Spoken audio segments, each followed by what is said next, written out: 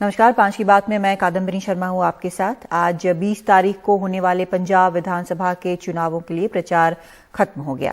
UP में भी तीसरे दौर के मतदान के लिए भी प्रचार खत्म हो गया। यूपी में तीसरे दौर में 59 सीटों पर वोट डाले जा रहे हैं और कहां पर क्या कुछ है वो आपको हम जरा बता दें। उत्तर प्रदेश की ये तस्वीर आपको हम दिखा रहे हैं, जहां पर 627 उम्मीदवार हैं इस चरण में। महिला उम्मीदवार 96 हैं। मतदान केंद्र 15,553 है। यहाँ पर ये उत्तर प्रदेश में 20 तारीख को जो वोट डाले जाएंगे उसकी बात हम आपको बता रहे हैं। और पंजाब की अगर बात करें तो वहां की सभी 117 सीटों पर 20 को वोट डाले जाने हैं। यहां पहले 14 तारीख को वोटिंग थी, मगर सभी दलों की मांग के बाद ये तारीख आगे बढ़ाई गई। यहां पर 1304 उम्मीदवार हैं, 93 महिला उम्मीदवार हैं। मतदान केंद्र 24,740 यहां पर रखे गए हैं। तो ये दो जो हैं चुनाव होंगे, एक चरण उत्तर प्रदेश का और पंजाब का पूरा एक चरण में ही चुनाव 20 तारीख को हो जाएगा, जिसके लिए प्रचार जो है खत्म हो चुका है। वैसे तीसरे दौर के प्रचार के आखिरी दिन सभी दलों ने प्रचार में अपनी ताकत झोंक दी। कानपुर, कन्हर, मैनपुरी तक योगी आदित्यनाथ ने रैली की। कहा कि 10 मार्च के बाद उनकी सरकार लौटेगी और गैरकानूनी कारनामे करने वालों पर बुलडोजर चलेगा।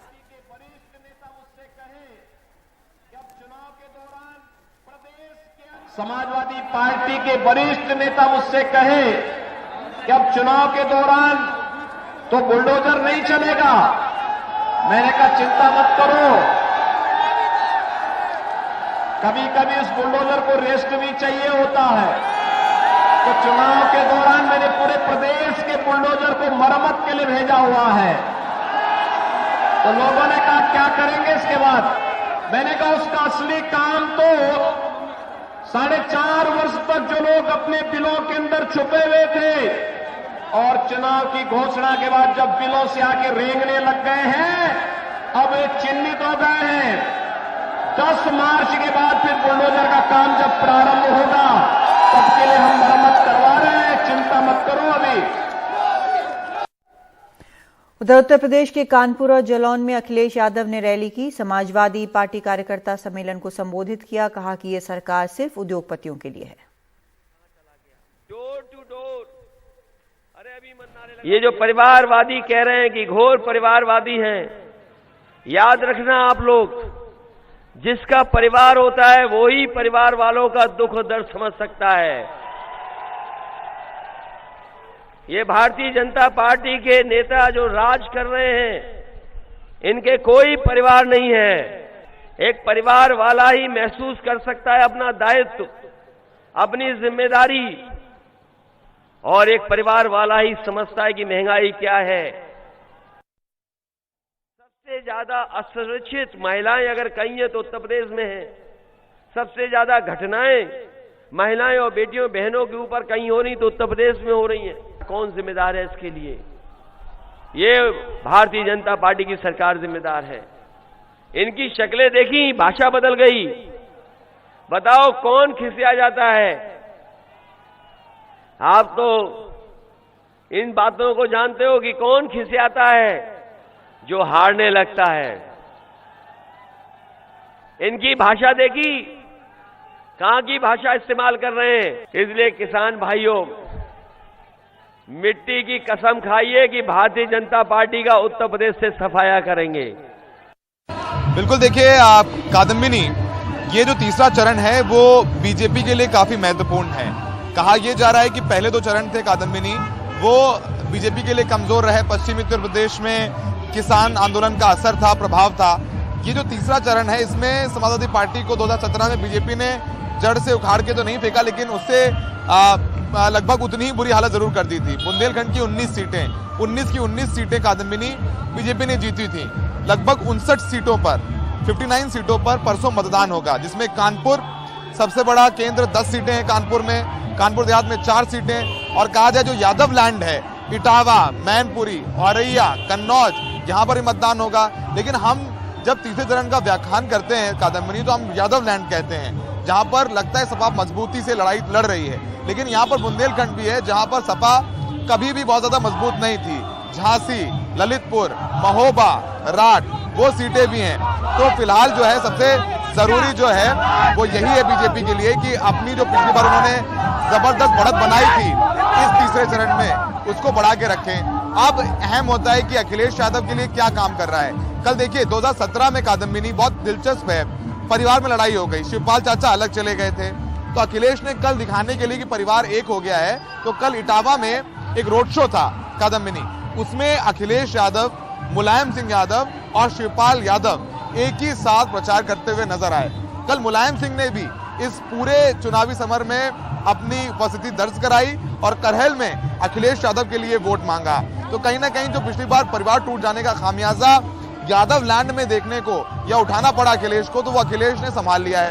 कानपुर में 10 सीटें हैं कादम्बिनी, 10 में से 8 सीटें बीजेपी ने जीती थी और बीजेपी वापस से दोहराना चाहेगी।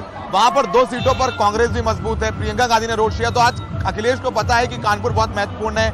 यही वजह है कि आज उन्होंने लगभग 4 घंटे का रोड शो कानपुर में किया है। अखिलेश यादव जालौन भी गए, महोबा भी गए।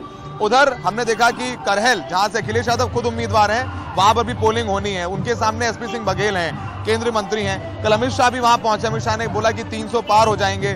तो देखिए पूरी ताकत झोंकी है, लेकिन जो लोग ये कह रहे हैं कि उत्तर प्रदेश में ध्रुवीकरण नहीं है, कादम्बिनी बिल्कुल अगर जमीन पर जाएंगे तो समझ में आएगा कि ध्रुवीकरण है और बीजेपी इस तीसरे चरण में समाजवादी पार्टी की तुलना में थोड़ी मजबूत नजर आती है।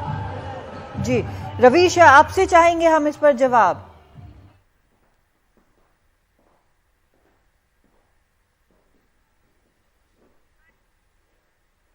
अब जैसे अगर आप सोचें तो कन्नौज, इटावा, यहाँ पर आलू बहुत ज्यादा होता है, लेकिन आलू के बारे में पिछले साल 2017 में बीजेपी ने ये कहा था कि यहाँ पर चिप्स की फैक्ट्रियां लगाएंगे, आलू के लिए जो कोल्ड स्टोर है वो ज्यादा बढ़ाए जाएंगे। लेकिन इस बार के वहाँ के जो किसान हैं जिनसे हमारी बात हुई, उनका ये कहना था कि आलू उत्पादन के लिए, स्टोरेज के लिए बीजेपी ने जो वायदे किए थे उन वायदों पर अभी तक बीजेपी खरी नहीं उतरी है। आवारा जो मवेशी हैं वो भी एक कहीं ना कहीं मुद्दा है किसानों के बीच में।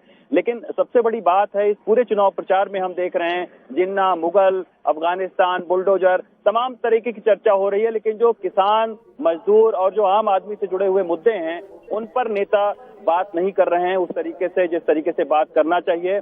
और जो इश्यूज जो है लोगों के बीच में हैं और इसी को लेकर जो है वो बहुत ज्यादा लोगों के भीतर निराशा भी है। आपने देखा होगा कि जो शहरी क्षेत्र है उसमें बहुत ज्यादा मतदान का प्रतिशत नहीं बढ़ा है। तो कहीं ना कहीं ये दिखाता है कि जो ग्रामीण क्षेत्र हैं, जो शहरी क्षेत्र हैं, उनके जो समस्याएं हैं वो बिल्कुल भिन्न भिन्न हैं, लेकिन उस पर नेता जो है वो बात नहीं कर रहे हैं। जैसे अभी सौरभ बता रहे थे कि जमीनी स्तर पर हो सकता है कि जिस इलाके में सौरभ है वहां पर ध्रुवीकरण उनको दिख रहा हो सकता है कि ध्रुवीकरण हो, जिसकी कोशिश भी जो है वो दोनों ही पार्टियां कर रही हैं। बीजेपी ये चाह रही है कि हिंदू वोटों का ध्रुवीकरण हो और समाजवादी पार्टी के लोग ये चाह रहे हैं कि जो बीजेपी विरोध वोटों का ध्रुवीकरण है वो उनके पक्ष में हो। तो हो सकता है इस तरीके की ध्रुवीकरण हो, लेकिन जो तीसरा जो चरण है वो काफी महत्वपूर्ण चरण है, क्योंकि पिछली बार आपने देखा कि 59 में से 49 सीटों पर जो है वो जीत हासिल की थी। तो एक बहुत बड़ा स्ट्राइक रेट था बीजेपी के पास में। अब देखना होगा कि बीजेपी के पास उस तरीके का स्ट्राइक रेट है कि नहीं है, क्योंकि जमीन पर यह लग रहा है कि बीजेपी ने हिंदू वोटों का ध्रुवीकरण करने की जो कोशिश की थी उससे जो मुस्लिम वोटों का ध्रुवीकरण है वो समाजवादी पार्टी के पास में चला गया है और हिंदू वोटों का ध्रुवीकरण उस तरीके से बीजेपी के पक्ष में नहीं दिख रहा है। अब देखना होगा कि तीसरे चरण से क्या बीजेपी मजबूती के साथ में आगे आती है या किस तरीके का जो सियासी मुकाबला है वो देखना होगा कि बड़ा दिलचस्प सियासी मुकाबला होगा इस तीसरे चरण से। जी बहुत शुक्रिया आपका रवीश। अहमदाबाद ब्लास्ट केस में सजा का ऐलान हो गया है। 38 दोषियों को फांसी की सजा सुनाई गई है। 49 दोषियों में से 38 को फांसी की सजा दी गई है, जबकि 11 को उम्र कैद की सजा दी गई है। ये फैसला अहमदाबाद स्पेशल कोर्ट ने किया है और ये सजा का ऐलान भी उन्होंने किया है। 26 जुलाई 2008 में हुए धमाकों में 56 लोगों की मौत हुई थी। एक केस में सबसे ज्यादा लोगों को फांसी की सजा हुई है।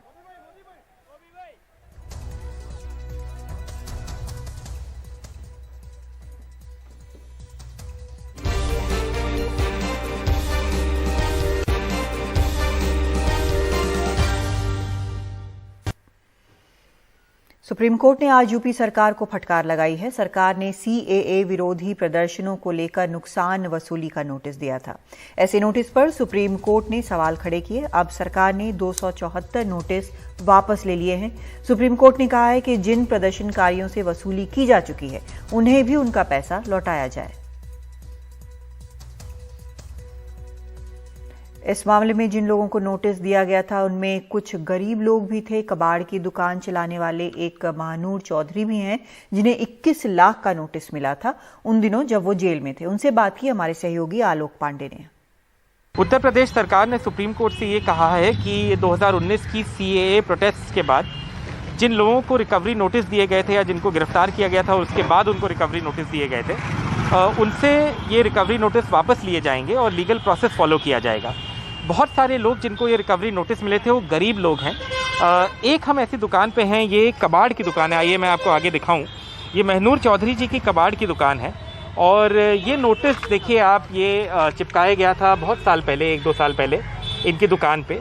महनूर जी से हम बात करेंगे और ये जानना चाहेंगे कि कैसे उनके पिछले 2 साल कटे हैं और ये सुप्रीम कोर्ट के बारे में क्या सोचते हैं, इस आदेश के बारे में। महनूर जी, आप बता रहे हैं कि जब से आपको नोटिस आया करीबन 20 लाख 21 लाख का, आप वो नोटिस अपनी पॉकेट में लेके घूमते हैं। जी जी, एक बार दिखा सकते हैं? जी जी, देख लीजिए। ये 21,76,000 रुपए का नोटिस आया था। ये जेल में आया था।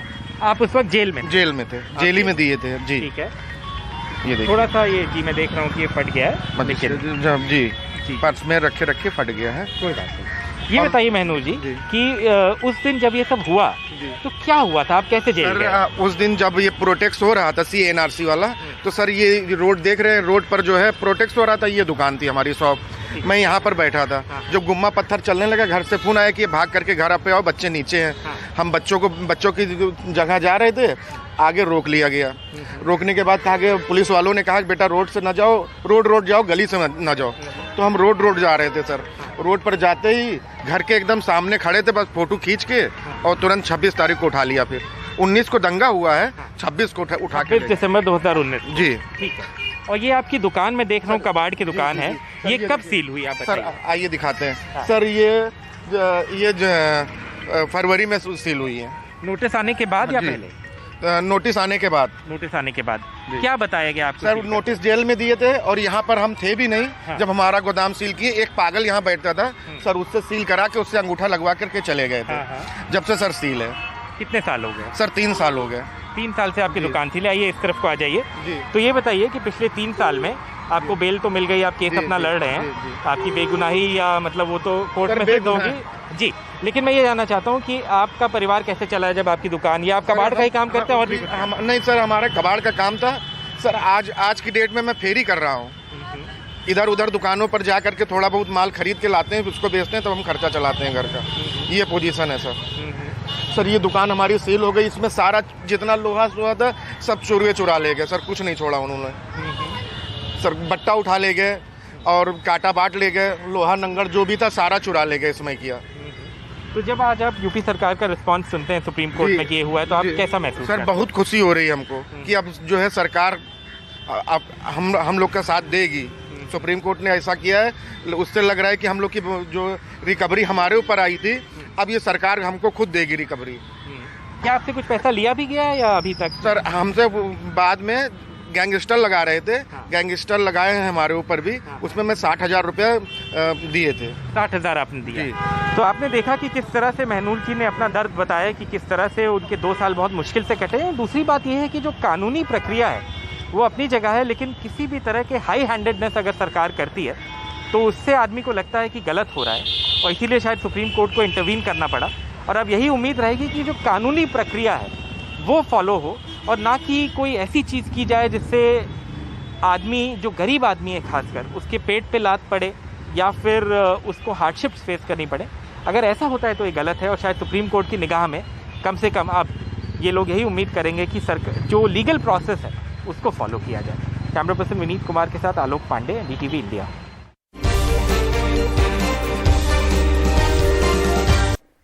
नेशनल स्टॉक एक्सचेंज की पूर्व सीईओ चित्रा रामाकृष्णा से सीबीआई पूछताछ कर रही है। पिछले दिनों ये खबर आई कि एनएसई में रहते हुए चित्रा रामाकृष्णा ने हिमालय पर रहने वाले किसी रहस्यमय योगी की मदद से स्टॉक एक्सचेंज का पूरा कामकाज चलाया। वो उन्हें गोपनीय दस्तावेज भी देती रहीं। उन्होंने उसी की सलाह पर आनंद सुब्रमण्यम की नियुक्ति की। इसको लेकर उन पर करोड़ों का जुर्माना भी लगाया जा चुका है। अब सबकी नजर इस बात पर है कि वो रहस्यमय योगी है कौन।